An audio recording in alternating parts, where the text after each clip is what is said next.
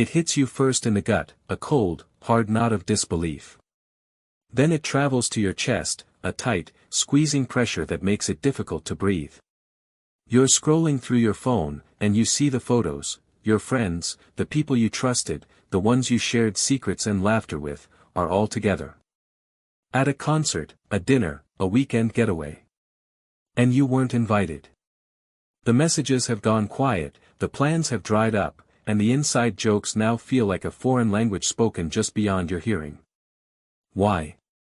The question echoes in the silent, empty space of your own mind, a relentless, tormenting drumbeat. What did I do? Was it something I said? Am I not funny enough, not interesting enough, not enough? You replay every recent interaction, searching for the misstep, the offense, the fatal flaw that led to this exile. The social world, once a source of comfort and identity, has suddenly become a courtroom where you stand accused, without knowing the charges. This pain is one of the most acute the human heart can experience. It feels like a personal annihilation. We are, after all, tribal creatures. For millennia, our survival depended on our place within the group.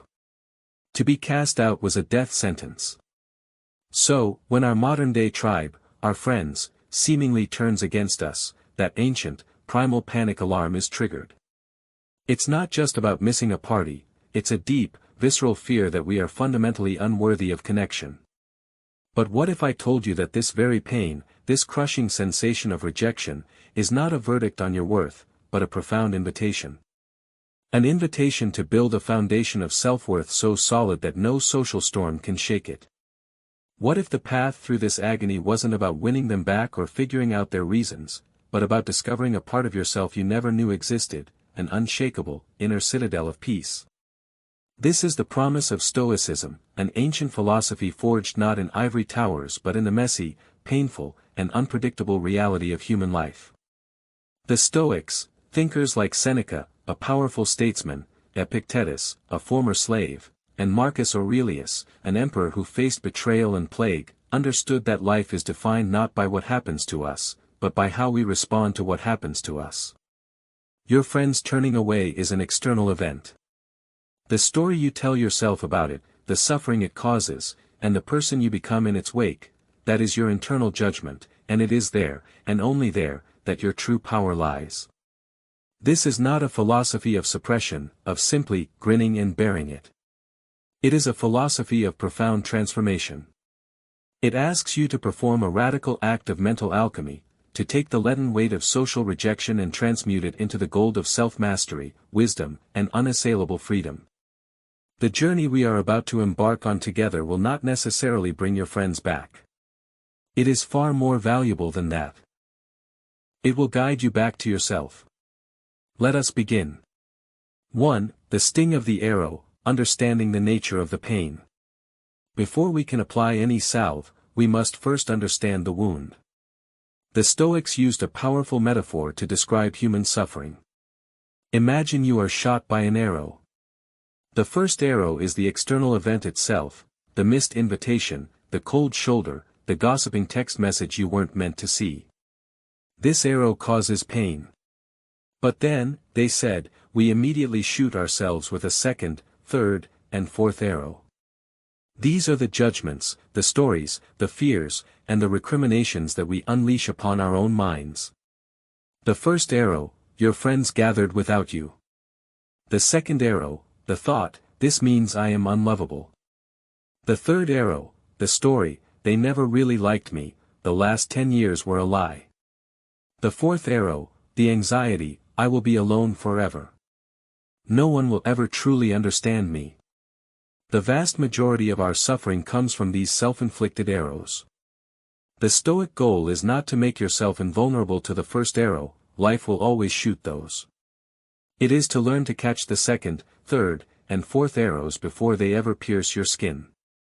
The primal panic and the social self. To understand why this hurts so much, we need to look at the architecture of our own psyche. From a young age, we construct our identity, our sense of self, in relation to others. We are the funny one in the group, the reliable one, the wise one, the wild one. Our friends become mirrors in which we see a reflection of ourselves, and we come to rely on that reflection to feel whole and real. When those mirrors suddenly turn away or shatter, the reflection vanishes. We are left staring into a void, and the self that we thought we were seems to disappear with it.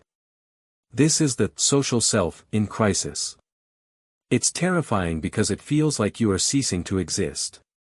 The panic, the obsessive rumination, the desperate need to know why, all of this is the ego's frantic attempt to re-establish its social footing, to glue the mirror back together and see a familiar face again. The Stoic asks a revolutionary question: what if the self reflected in others was never the real you to begin with? What if your true self is not the funny friend or the reliable colleague, but the conscious, reasoning being behind those roles? The one who chooses when to be funny and when to be serious, the one who decides to be reliable. This core self, your character, your values, your capacity for reason and virtue, cannot be given to you by others, and therefore, it cannot be taken away by them. The pain of rejection, then, is the pain of being overly identified with the social self. It is the pain of having built your house on the shifting sands of other people's opinions and affections.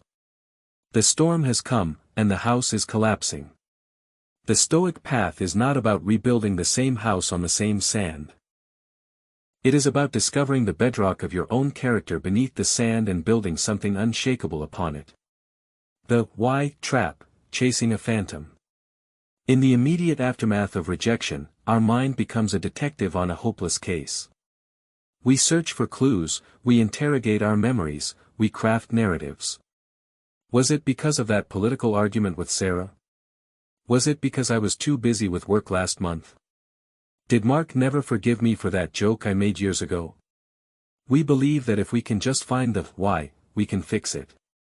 We can apologize, explain, make amends, and restore the broken harmony. But here is a hard truth, one the Stoics understood well: you may never know the true why, and even if you did, it might not bring you peace. The reasons for social shifts are often a tangled, messy web of other people's internal worlds, their own insecurities, their changing life circumstances, their unspoken expectations, their private group dynamics, their simple, fickle whims. These things are almost entirely outside of your control. Epictetus, who knew the deepest forms of powerlessness as a slave, laid down the fundamental rule of Stoicism at the very beginning of his Enchiridion: some things are up to us, and some things are not up to us. Let's apply this razor-sharp wisdom to your situation.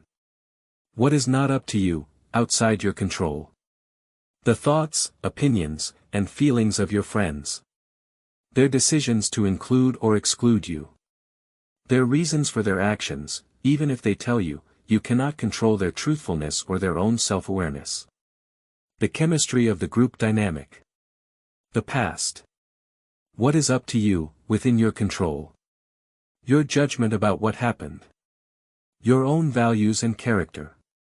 Your response, whether you react with bitterness, dignity, curiosity, or grace. The story you tell yourself about this event. Your actions moving forward. By pouring all your energy into the why, a question that resides firmly in the territory of not up to you, you are essentially handing over the keys to your own mental peace to people who have already walked away. You are allowing them to live rent-free in your mind, dictating your emotional state long after they have physically left your life. The first and most crucial step in your Stoic journey is to consciously, deliberately, shift your focus. Stop staring at the locked door they closed behind them. Turn around and look at the vast, open landscape that is your own mind, your own choices, your own life. This is where your true power has been waiting all along. 2. The Stoic Toolkit, Practical Wisdom for the Wounded Heart. Knowing the theory is one thing. Applying it in the raw, painful moments when the memory stings or you see another photo is another. Stoicism is a practice, a discipline. It requires tools. Let's equip you with them. 1. The dichotomy of control, your anchor in the storm. This is the cornerstone. When you feel the panic rising, when the why questions start to swarm, stop and ask yourself this simple question: is this within my control, or is it not? They think I'm boring. Not my control. Their thoughts belong to them. I will never have friends like that again. Not my control.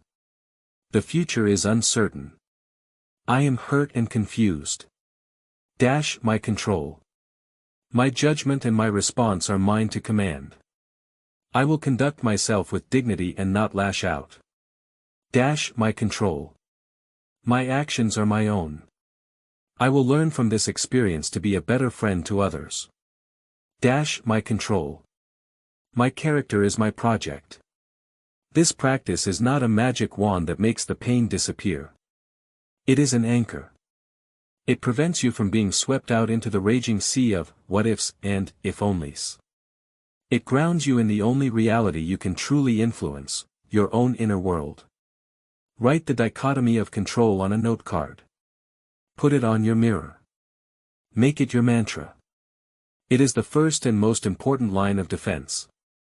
2. Negative visualization, premeditatio malorum, vaccinating against misfortune. This sounds counterintuitive, even morbid. Why would you imagine bad things happening? The Stoics argued that by premeditating potential losses, we rob them of their power to shock and destabilize us. We vaccinate our minds against misfortune. In your case, you have already experienced that misfortune. Now, we can use a refined form of this tool to disarm its lingering power. Sit quietly and deliberately bring to mind the rejection. Feel the sting. Now, ask yourself. Is this the worst thing that could happen to a human being? Have other people survived this, and even thrived after it? Does this event prevent me from being a good, virtuous person? Does it stop me from acting with justice, courage, and wisdom? The answer, of course, is no. The rejection is painful, but it does not physically harm you. It does not stop you from reading a book, showing kindness to a stranger, pursuing your work with excellence, or appreciating a beautiful sunset. It attacks your pride and your social comfort, but it cannot touch your core capacity for virtue unless you let it. By facing the worst-case scenario, I have lost these friends, and realizing that you are still here, still breathing, still capable of reason and choice, you drain the event of its catastrophic aura.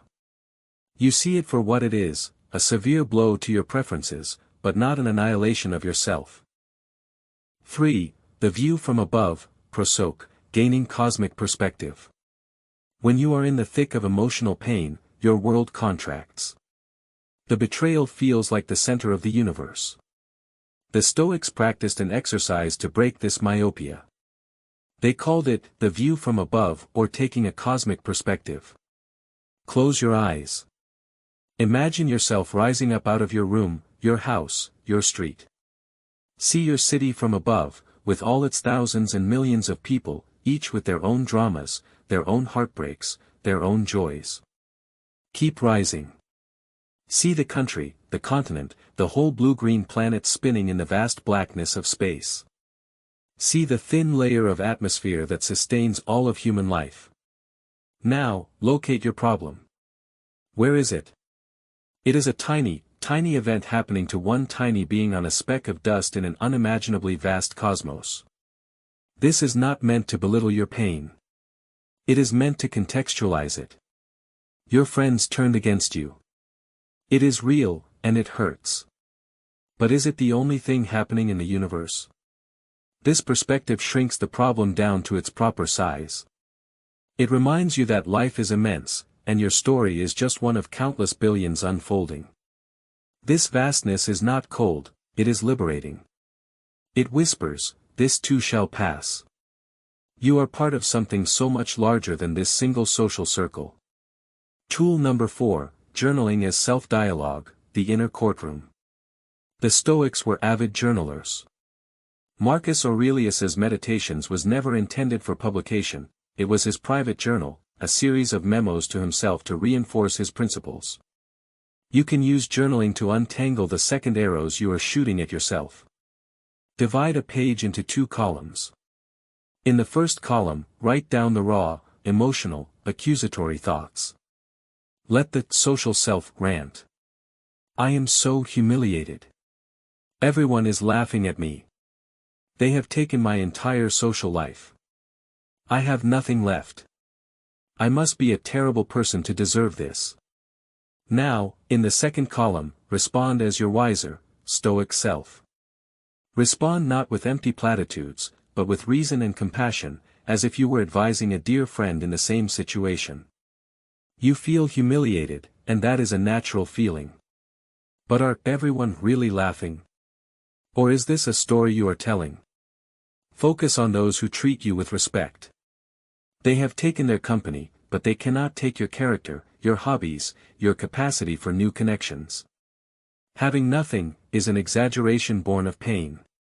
List 3 things you still have and value. A single event does not define your moral worth. Your character is shown by how you handle this challenge, not by the challenge itself. Are you choosing to be bitter, or are you choosing to learn and grow?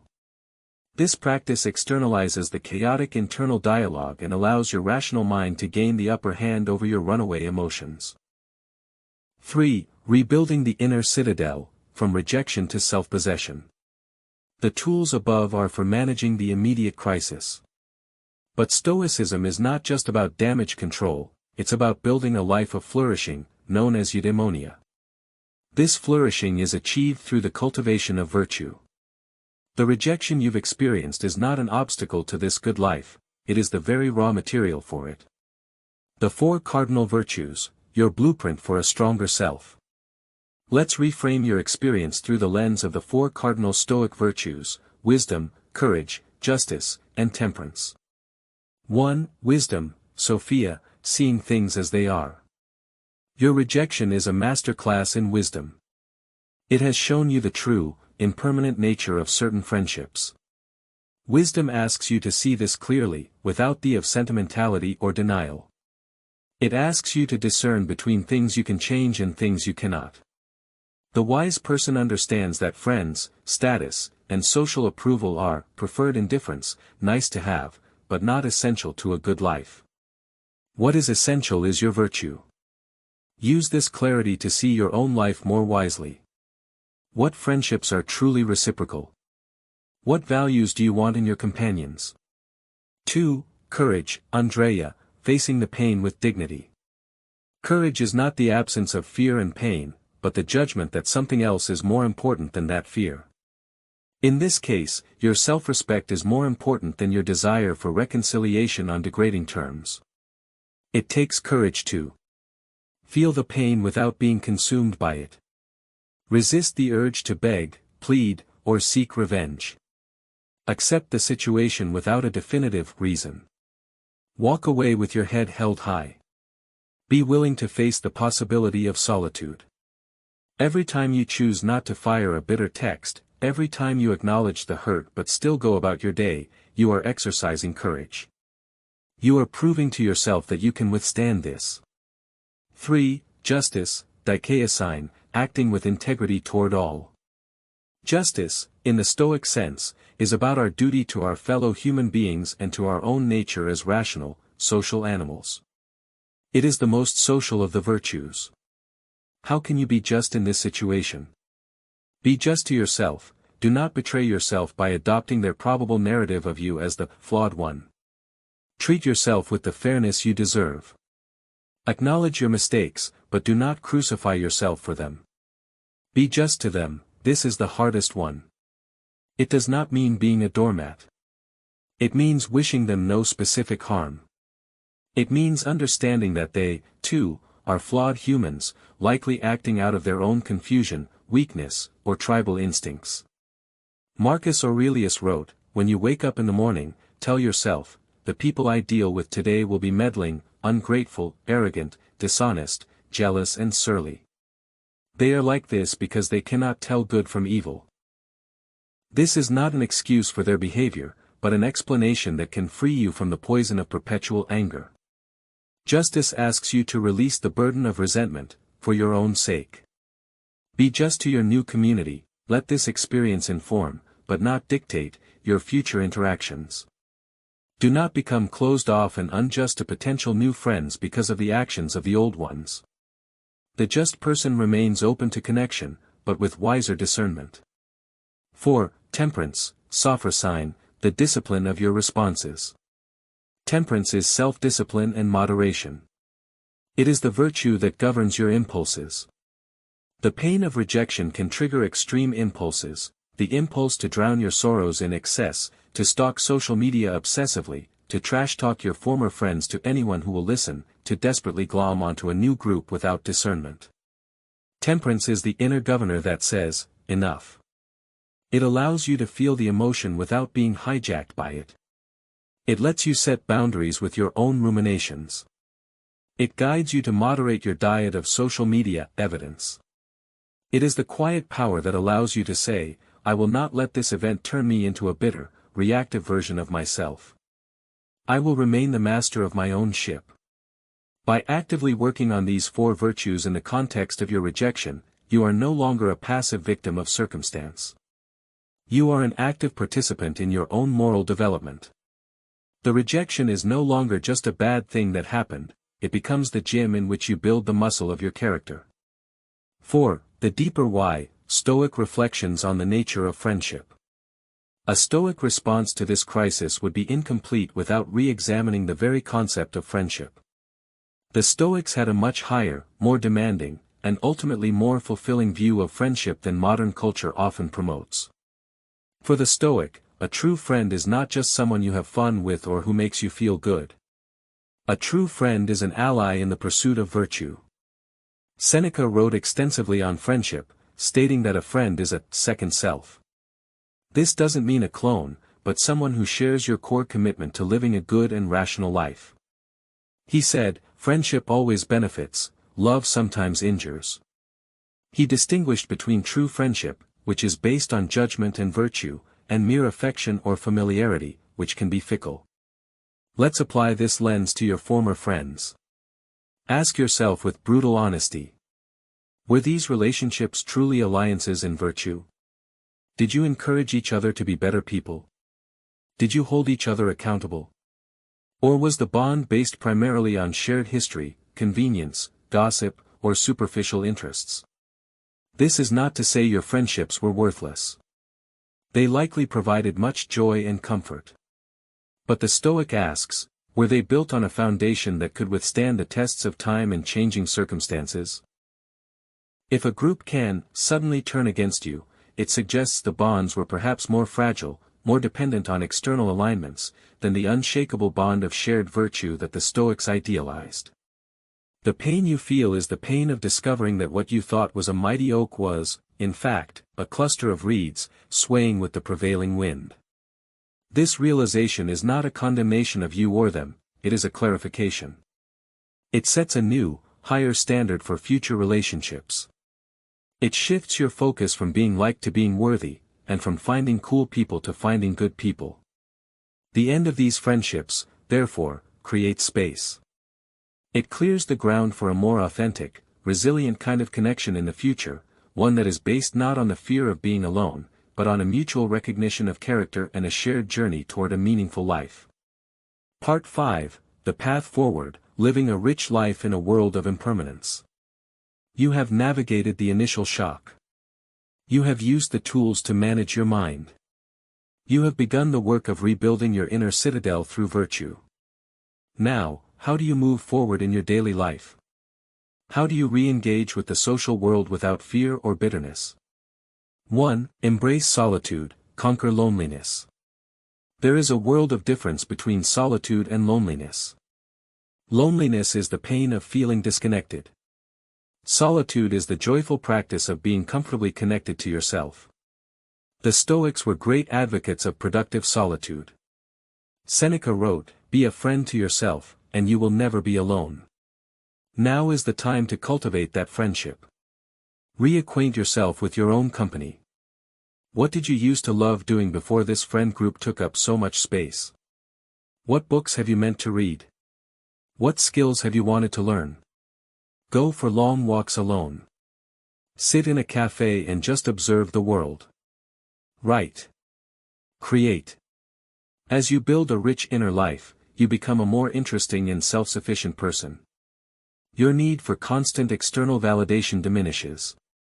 You discover that you are, in fact, excellent company. This self-sufficiency is incredibly attractive and forms the basis for healthier future relationships, because you come to them from a place of abundance, not neediness.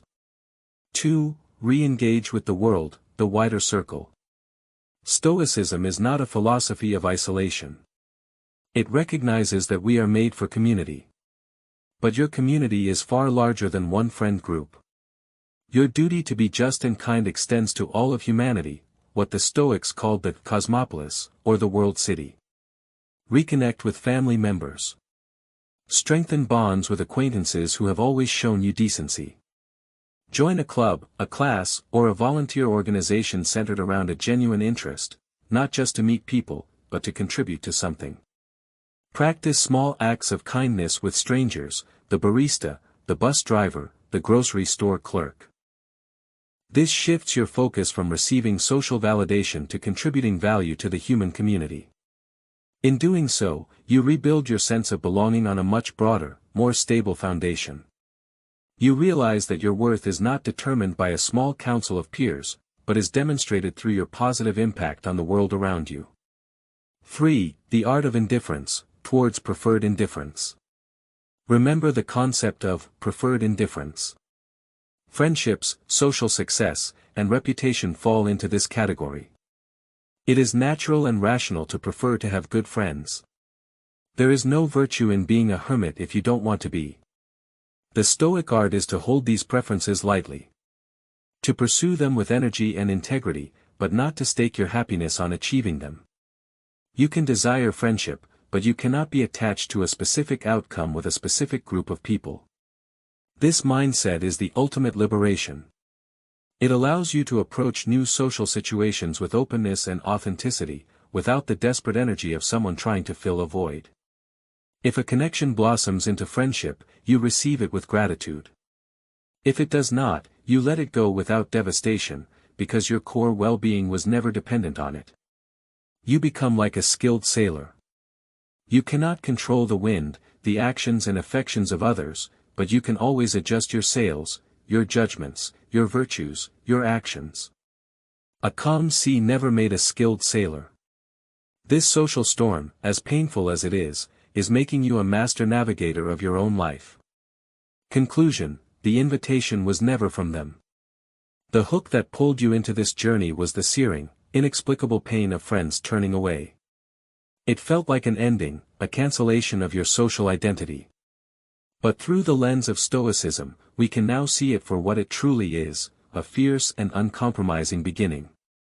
It is an invitation to shed the fragile, external self that was dependent on the reflections in others' eyes. It is a call to build the unshakable you, the you that is defined not by who likes you, but by the content of your character.